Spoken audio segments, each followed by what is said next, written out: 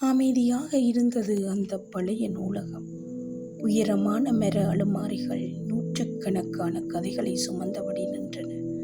அந்த அமைதியின் நடுவில் டக்சித் மட்டும் தனியாக அமர்ந்திருந்தான். அப்பொழுது ஒரு பழைய புத்தகம் அவன் காலடியில் வந்து விழுந்தது. அதற்கு தலைப்பும் இல்லை, எழுத்தாளர் பெயரும் இல்லை. அவன் அதை திறந்தான்.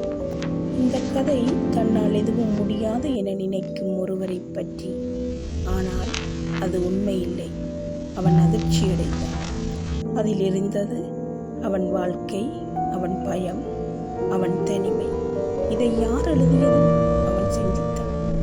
இந்த கதையின் முடிவு உன்னிடம்தான் இருக்கிறது. நீ விட்டு விடுவாயா அல்லது உன்னை நிரூபிப்பாயா? அந்த நாளில் இருந்து அவன் மாறத் தொடங்கினான். புத்தகங்கள் அவனை மாற்றின. பல வருடங்கள் கழித்து அவன் ஒரு சிறந்த எழுத்தாளராக மாறினான். அவன் இறுதியில் எழுதியது, நீ தேடும் கதை, நீயே எழுத வேண்டிய கதை.